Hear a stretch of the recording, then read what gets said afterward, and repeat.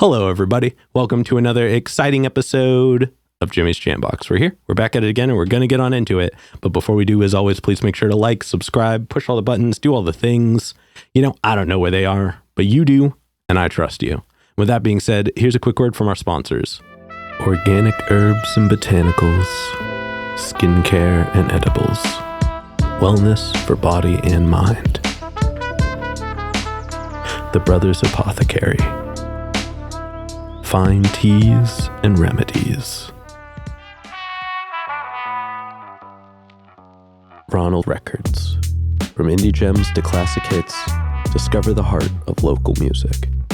With live shows all the time, up close and personal, and regular releases on their in-house label. Ronald Records. Supporting the community, one track at a time. All right, thank you all so much for watching again. Shout out The Brothers Apothecary and Ronald Records, and Portland Water. Thanks for keeping us hydrated. And with that being said, let's go ahead and get on into it. Here is today's guest. Oh, it's Quisie Boii, Flav, Casey, Mud, whatever you want to call me.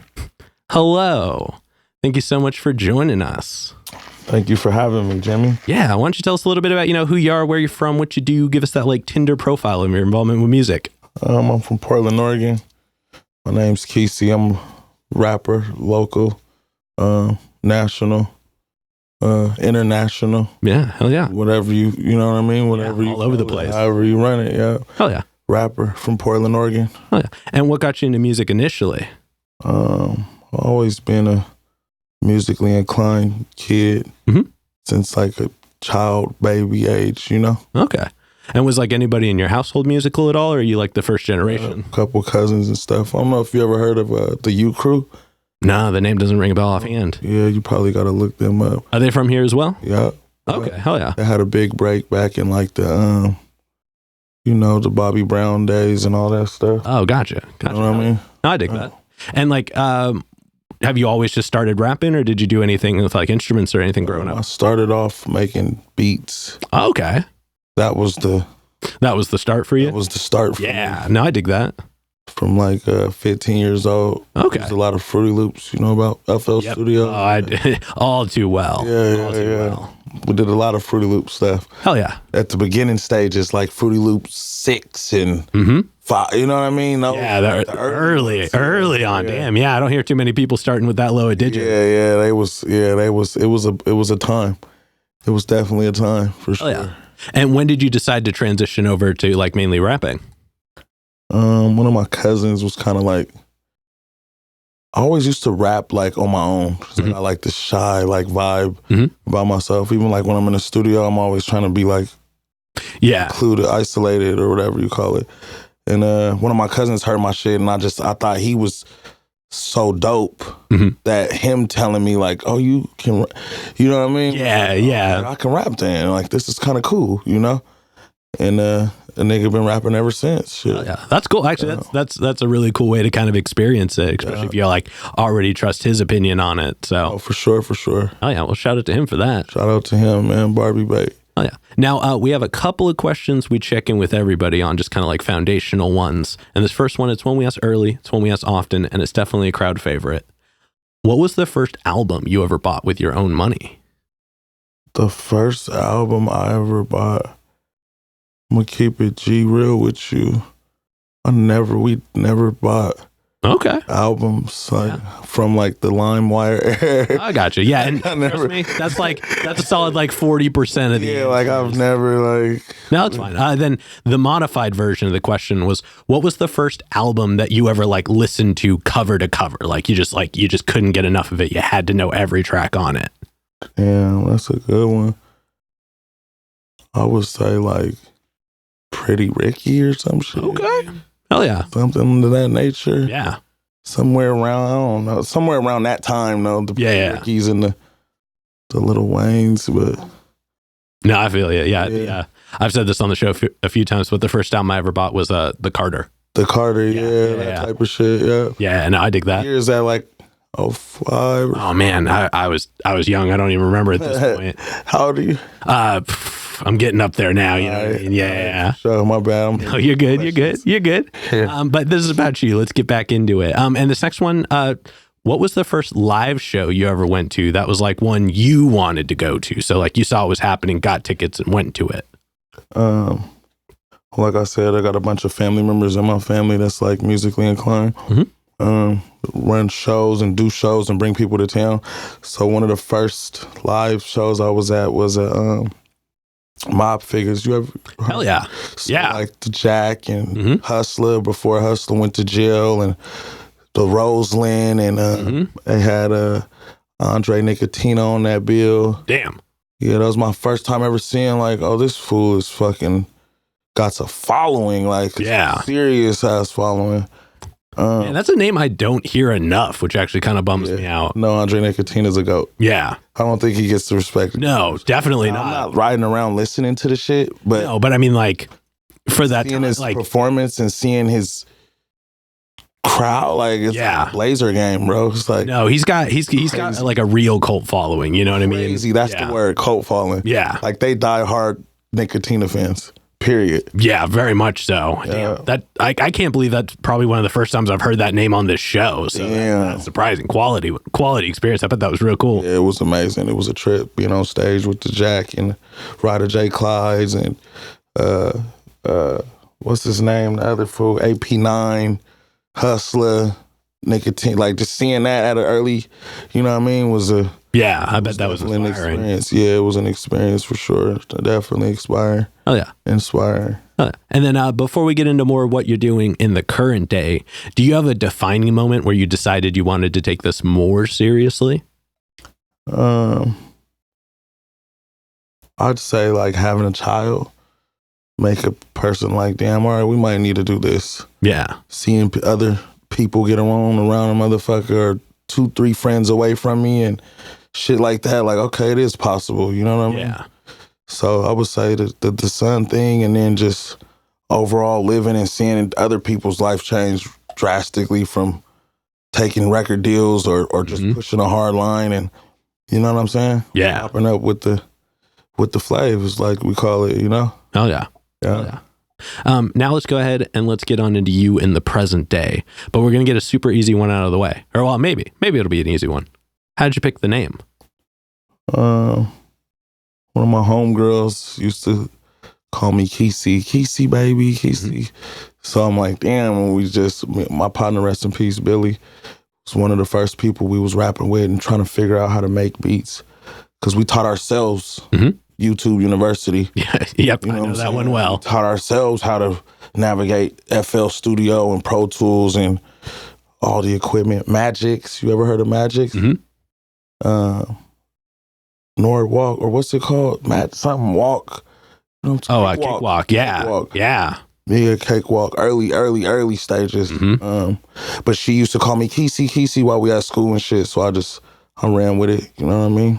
Oh yeah. Just ran with it. Yeah. Now I know you got a couple of other names that you usually list as well. How did some of those get attached on? Just having that aura about myself, I guess I would say. Oh yeah. Friends dropping names, and you know what I mean? Yeah. Well, kudos to you for being able to keep track of all of them. I can barely remember my own, let alone an extra one. But now let's go ahead and let's talk about your writing process. And we're going to break it up into chunks, but we're going to start right at the beginning. So when you get inspired, you're ready to make a new track. How do you go about getting one started? I don't write at all. Okay, so it's just freestyling all the time? Yeah, I just hear it, catch the wave. Okay. Got like a memory pad in my head. I got severe ADHD, so like gotcha. Numbers and like words and certain shit I can just like remember off top. Like, damn, that's impressive. Yeah, I hear a song and I'm like, I hear it one time, I'm on it.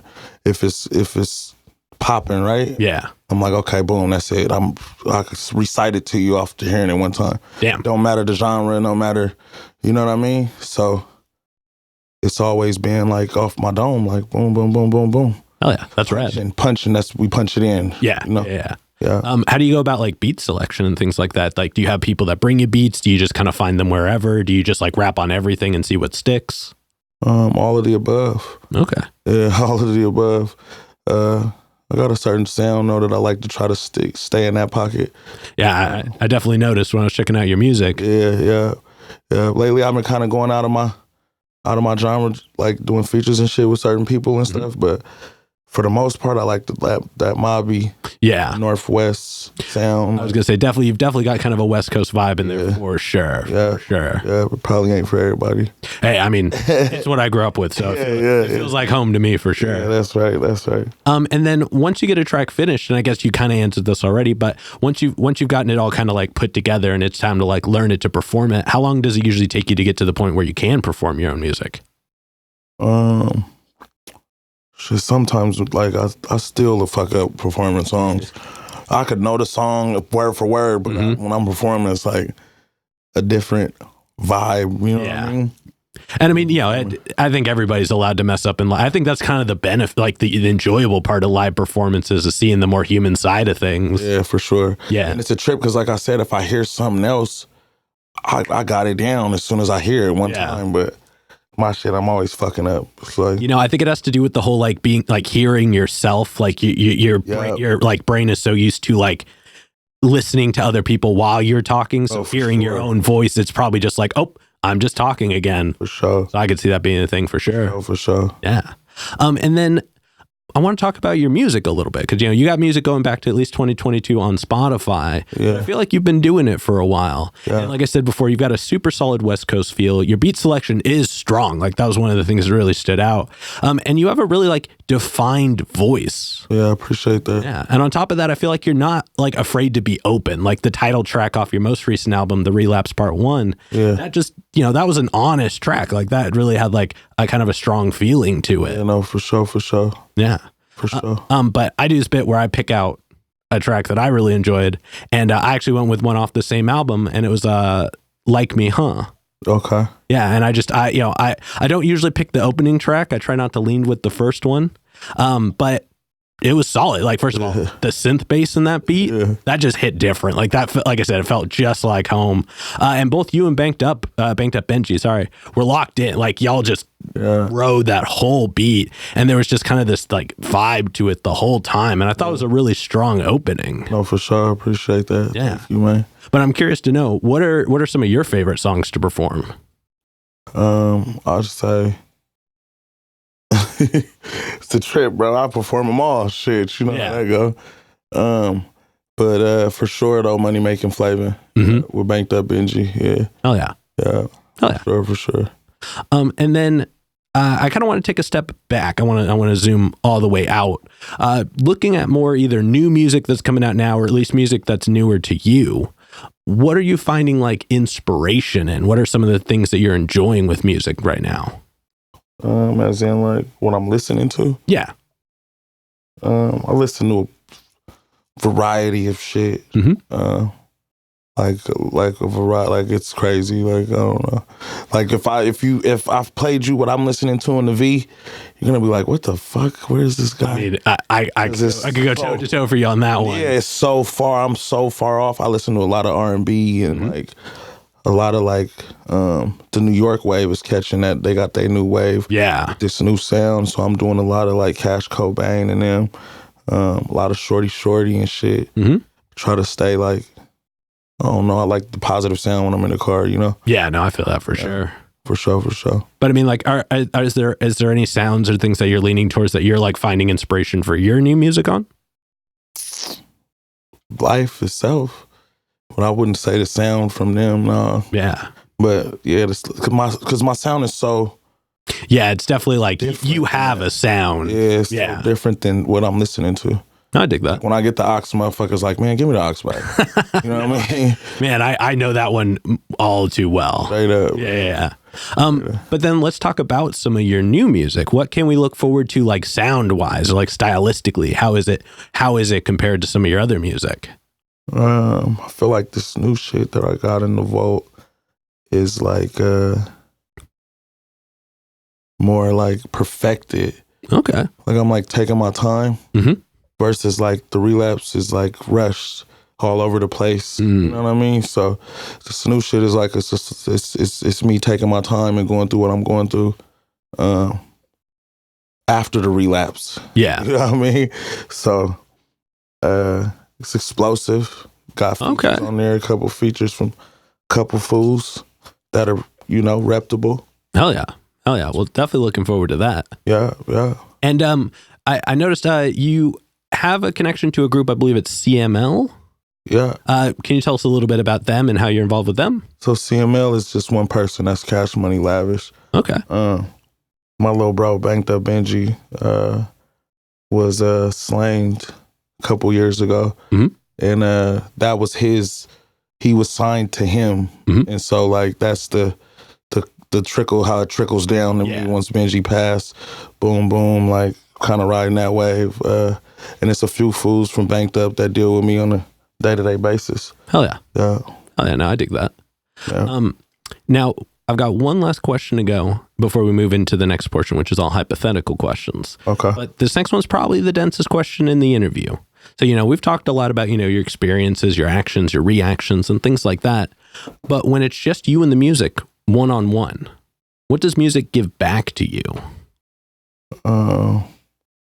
Peace of mind, comfort.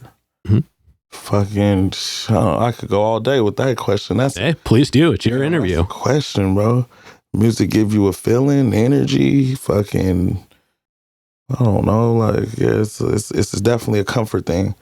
Like, fool going through it, I'm always recite a song or, you know what I mean? So it's definitely comfort that I get back from music. Yeah. Peace of mind. Oh, yeah.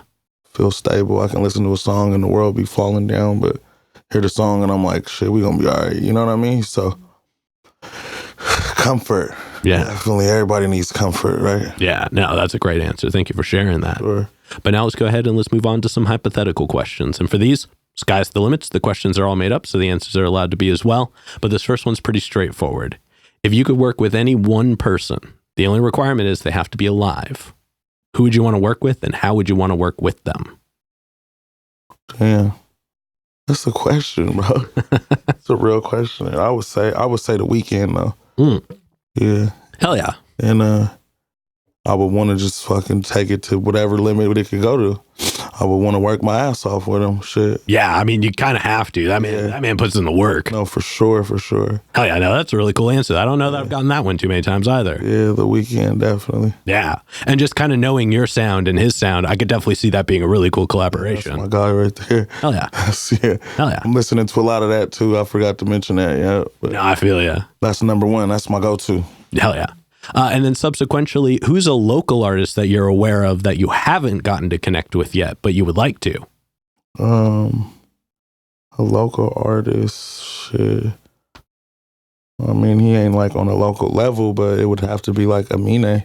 Okay. Hell yeah. Yeah, no, I dig that for sure. Yeah, for sure. And then for this next one, like I said before, sky's the limit, but it's pretty literal in this sense.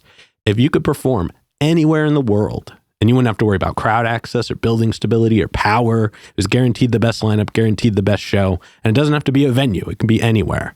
Where would you want to perform? Damn.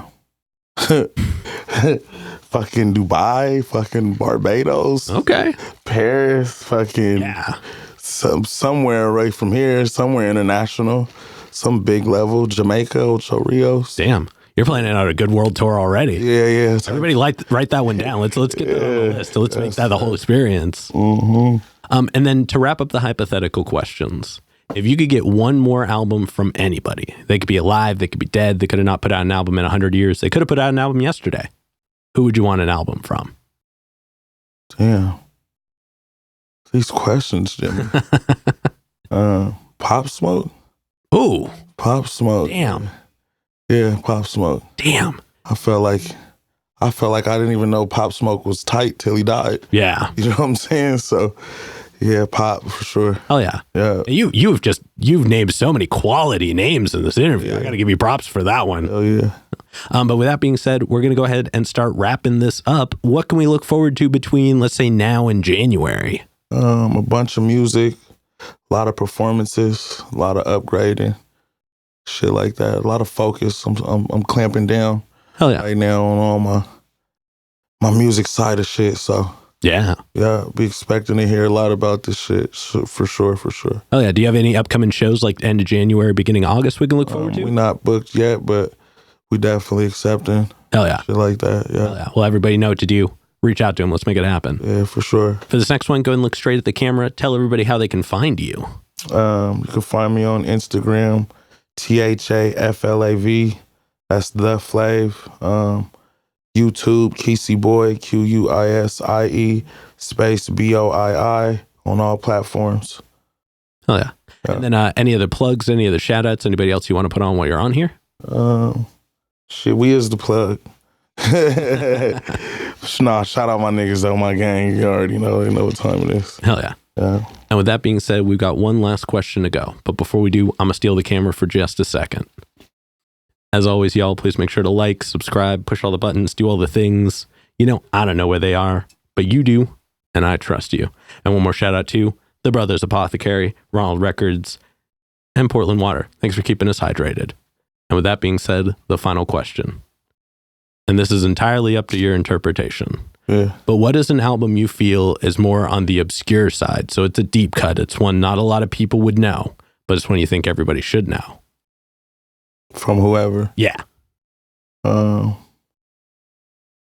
that's a one. I would say like Nipsey Hussle.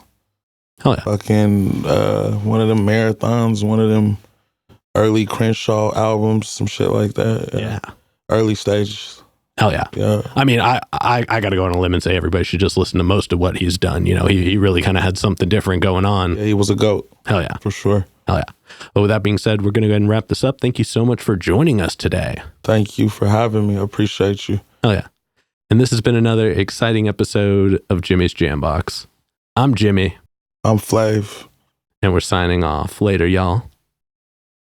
That's a wrap. This is not a podcast. This is a show.